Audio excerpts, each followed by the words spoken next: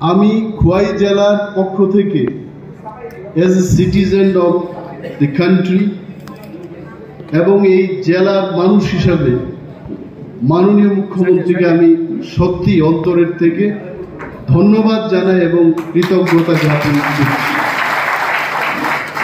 কারণ হলো 1963 সাল থেকে ত্রিপুরায় আমরা 11 জন মুখ্যমন্ত্রী পেয়েছি এবং এই 11 জন মুখ্যমন্ত্রীর মধ্যে প্রফেসর ডক্টর মানিক সাহা, যিনি আমাদের বর্তমান মুখ্যমন্ত্রী, উনি এইবার মনে হয় প্রথমবার খোয়াই শহরে, খোয়াই জেলার হেডকোয়ার্টারে 9:30টায় একটা পদযাত্রায় অংশগ্রহণ করেছে। এটা আমাদের অন্তরের মধ্যে থেকে যাবে। খোয়াইবাসীর সমস্ত জেলার মানুষের কাছে এটা স্বর্ণাক্ষরে লিখিত থাকবে যে উনি আমাদের মাঝে এত সকালবেলায় এসেছেন। এবং আবারও ধন্যবাদ জানাচ্ছি। বিনয়ী মানুষ, ভেরি সিম্পল, এটা কল্পনাও করা যায় না। আমি অবশ্য ভাবি যে আমরা কাকে দেখেছি মুখ্যমন্ত্রী মুখ্যমন্ত্রী বলতে আমরা মানিক সরকার মহোদয়কে মুখ্যমন্ত্রী হিসেবে দেখেছি বা আরো অনেক মুখ্যমন্ত্রীদের দেখেছি। But I can tell with my experience, এই যে এত বিনয়ী এবং সিম্পল সাদাসিধে মানুষের সাথে পায়ে হেঁটে উনি কিন্তু সারা খোয়াই মহকুমা পরিক্রমা করেছেন আজকে 5 কিলোমিটার, যেটা ভাবতে অবাক লাগে। এবং তারপরেও কিন্তু উনি সুস্থ। উনি আমাকে বলছেন যে অনিমেষ বাবু, আমি খোয়াই বাড়ি প্রথম 5 কিলোমিটার হাঁটিনি, আমি ক্রস কান্ট্রি দৌড় প্রতিযোগিতায় কল্যাণপুরে এসেছি। বিশাল জিনিস। এবং উনাকে কাছে পেয়ে উনার সম্মুখে বক্তব্য করার যে সুযোগটা পেয়েছি, আমাদের ভারতবর্ষের মূল মন্ত্রতে কি হল? আমাদের মূল মন্ত্রই হচ্ছে বিবিধের মাঝে মিলন এবং বৈচিত্র্যের মধ্যে ঐক্য। আমি আগেও ছিলাম এই কল্যাণপুরের অনেক মানুষ, আমি জানি আমাকে অনেকেই করমর্দন করতে আপনারা আসলেন, বলছেন যে অনিমেষ দা কেমন আছে। বৈচিত্র্যের মধ্যে ঐক্য এবং বিবিধের মাঝে যে মিলন, এটা দেশের প্রধানমন্ত্রী নরেন্দ্র মোদীজি আরো এই স্লোগানটাকে করেছেন। উনি বলছেন যে এক ভারত শ্রেষ্ঠ ভারত। আমাদের অনেকেই প্রশ্ন করে তিপ্রা মধা বিজেপির সাথে হাত মিলিয়েছে, কেন মেলাবো না? বাধা কোথায়?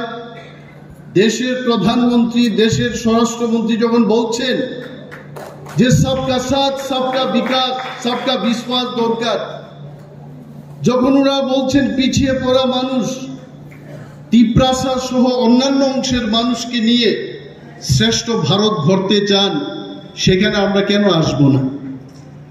অনেকে আমাদের প্রার্থীকে নিয়ে বলছে উনি বহিরাগত। আমি বিরোধীদের বলবো এই মঞ্চ থেকে, রাহুল গান্ধীজি দিল্লি থেকে উনি উত্তরপ্রদেশে গিয়ে ভোটে নির্বাচন লড়তে পারেন, কেরালায় গিয়ে উনি লড়তে পারেন, আর আমাদের প্রার্থীকে বলছে বহিরাগত। উনি আমাদের মহারাজের কন্যা, কিরিট বিক্রম দেববর্মনের কন্যা, বলছে যে এই কীর্তি সিং দেবী কি আসল দেববর্মা না নকল দেববর্মা? আমি বুঝলাম না ব্যাপারটা। অনিমেষ দেববর্মা কি করে দেববর্মা হলো? কারণ বাবা দেববর্মা।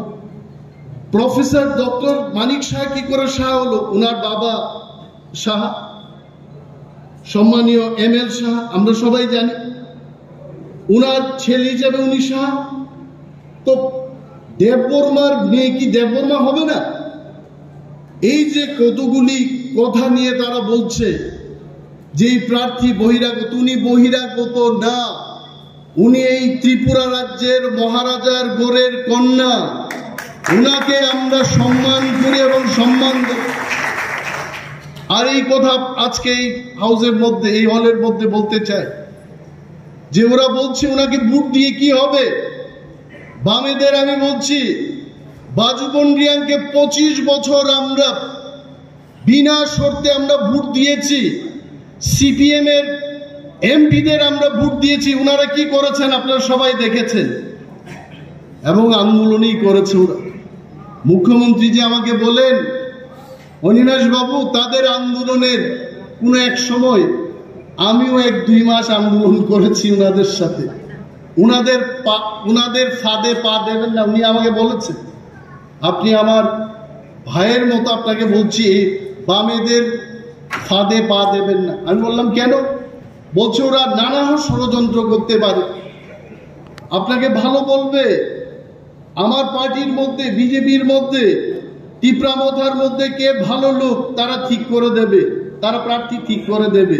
হ্যাঁ, আর আমাদের প্রার্থী আমরা নিজেরাই ঠিক করতে পারবো না। কিন্তু একটা কথা সত্য, টিপ্রামথা, বিজেপি এবং আইপিএফটির মধ্যে যখন এই সমঝোতায় সমন্বয় হলো, এদের পায়ের তলার মাটি নেই, এরা বুঝতে পেরেছে। কেন আমি বলছি? ত্রিপুরার পূর্বতন মুখ্যমন্ত্রী মানিক সরকার, আমি সম্মান দিয়ে বলছি, উনি কিন্তু নাস্তিক। উনার উইকিপিডিয়াতে লিখেছেন অ্যাথেইস্ট। অ্যাথেইস্ট কথার অর্থ হচ্ছে ধর্মে বিশ্বাস করি না, স্বর্গ নরকে বিশ্বাস করি না, এই জীবনটাই শেষ জীবন। এইটাই হচ্ছে নাস্তিকের সূত্র। কিছুদিন আগে বক্তৃতা করতে গিয়ে বলেছেন যে আমি তো আর বেশি দিন বাঁচবো না, আমি যখন স্বর্গে যাব আমি কি কি কাজ করেছি আমি বলতে পারবো। আমি বললাম, এই লোকটা কবে থেকে ধর্মে বিশ্বাসী হতে শুরু করেছেন? আরে স্বর্গে যিনি বিশ্বাস করতেন উনি স্বর্গে যাবেন। আমি ওই লোকটাকে বললাম, যে লোকটা আমাকে দেখিয়েছে, বললাম উনি যা যা কাজ করেছেন 20 বছরে, ঈশ্বর ভগবান স্বর্গের গেটটা বন্ধ রেখে বলবে তুমি বাইরেই থাকো, এখানে তোমার দোকান কোনো রাস্তা নেই। কেন জানেন? আমি মানিক বাবুকে শ্রদ্ধা দিয়ে, আমাদের মুখ্যমন্ত্রী মানিক বাবু না, পূর্বতন মুখ্যমন্ত্রী মানিক সরকারকে বলছি, স্বর্গে যাওয়ার দরকার নেই আপনার। আপনি পৃথিবীতে যা যা করেছেন, আপনার সেই কাজের ফল 10,323 জন লোকের চাকরি শেষ হয়ে গেছে। তারপরে বলবেন উনি ভালো কাজ করেছে। যেখানে কমিউনিস্ট, আমি আপনারা তো সচেতন নাগরিক, বিশিষ্ট নাগরিক, যেখানে কমিউনিস্ট এখানে কিন্তু বিভাজন। এরা মানুষের মধ্যে ভেজালটা লাগাবে, রাজনীতি করবে। খোয়াই জেলার মধ্যে মহকুমায় আমরা কি দেখেছি? 97 সালের কথা আপনারা ভুলতে পারবেন? আমাদের টিপ্রা এবং বাঙালিদের মধ্যে সন্দেহের সৃষ্টি করিয়ে অনেক ব্যবসায়ীর ক্ষতি হয়েছে। আমি বলছি, এই হলের মধ্যে অনেক ব্যবসায়ীরা থাকতে পারত, টিপ্রারা ভয়ে আসতে পারতো না। খোয়াই, কল্যাণপুর, এটা কাদের সৃষ্টি ছিল? এবং তাদের যে 35 বছরের শাসনে আমরা 80 জুনের দাঙ্গা দেখেছি, এটা ভুলে যাবেন না।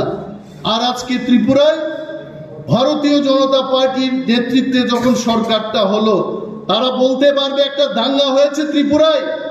আর যতদিন ভারতীয় জনতা পার্টি এবং তার সহযোগীদের সরকার থাকবে, ত্রিপুরা রাজ্যে জাতি উপজাতি ত্রিপুরাদের মধ্যে আর দাঙ্গাও হবে না।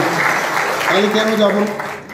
এই যে কথাই বললে হবে যে আমরা করছি, গরিবের সাথে করছি, লড়াই চাই, লড়াই করে বাঁচতে চাই। আর এমন লড়াইটা করাইছেন, ধনী মানুষ গরিব হয়ে আর বাড়ির বাইরে যাওয়ার কোনো টাকা নাই।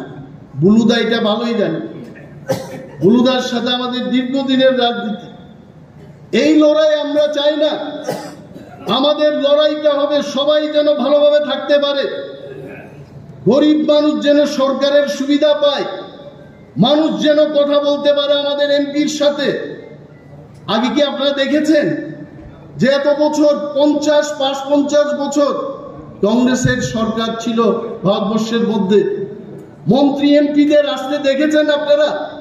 তখন আসতেন না, তারা সবাই বড় লোক। আর আজকে ভারতীয় জনতা পার্টি নরেন্দ্র মোদীজির নেতৃত্বে যখন কেন্দ্রের সরকারটা গঠন হলো, ত্রিপুরা রাজ্যের মধ্যে প্রতি মাসে কোনো না কোনো কেন্দ্রীয় মন্ত্রী ত্রিপুরা রাজ্যে আসছেন মানুষের খবর নেওয়ার জন্য। এই হচ্ছে নরেন্দ্র মোদীজির সরকার। আমি বিশেষ বক্তৃতা করবো না, কারণ মাননীয় মুখ্যমন্ত্রী আরো প্রোগ্রাম আছে। আর আপনারা যারা বইয়ে বক্তৃতা শুনতেছেন, আমরা তো বক্তৃতা দিতে দিতে আমরা মজা পামু, কিন্তু আপনাদের তো ফ্যান নাই, কিচ্ছু নাই, আপনারা কেমনে বক্তৃতা শুনবেন। আরেকদিন আসবো, আমরা লোকালি প্রোগ্রাম করব, বিভিন্ন জায়গায় বক্তব্য করব, কিন্তু আমাদের একটাই স্বপ্ন থাকতে হবে। এবার মোদিজি কইছেন, ভারতীয় জনতা পার্টির সমস্ত শীর্ষ নেতৃত্বরা, এনডিএ জোটের নেতৃত্বরা বলছেন ইসবার 400 পার। আমি বলবো, এই যে 400টা সিটের মধ্যে আমাদের পূর্ব ত্রিপুরার সিটটা প্রথম নাম্বার 1 থাকা উচিত। আরে 1-2 তো 400 হইব, 1-2 কইরা কইলেই তো 400 হইব। আর এই 1 নম্বর সিটটা থাকবে আমাদের মহারানী প্রীতি সিং দেববর্মার সিটটা। এবং মাননীয় মুখ্যমন্ত্রীকে মঞ্চের মধ্যে আমি এজ এ পলিটিক্যাল অ্যাক্টিভিস্ট আমি আশ্বস্ত করছি, আপনাকে কথা দিচ্ছি, খোয়াই জেলা পিছিয়ে থাকবে না, রাজ্যের মধ্যে আমরা এগিয়েই থাকবো, আমরা ভোট। এবং তারা বলে, টিপরামথাদের বলে বিশেষভাবে, টিপরামথা করেন, পদ্ম ফুলে ভোট দিবেন। আমি বললাম, সমস্ত অংশের মানুষের উন্নয়নের জন্য আমাদের কেন্দ্রীয় সরকারের সাথে একটা চুক্তি হয়েছে, কেন আমরা টিপরামথা করে আমরা পদ্ম ফুলে ভোট দেব না? আর পূর্বতন মুখ্যমন্ত্রী মানিক সরকার, যিনি কংগ্রেসকে গালাগাল করতেন 35 বছর, উনিও তো হাত সিম্বলে ভোট দেবেন। উনি বিনা শর্তে যদি কংগ্রেসকে ভোট দিতে পারে, টিপরামথা, ত্রিপুরার উন্নয়নের জন্য, ত্রিপুরার উন্নয়নের জন্য আমরা কেন বিজেপিকে ভোট দেব না? আমরা অবশ্যই ভোট দেব, আপনারা বলুন।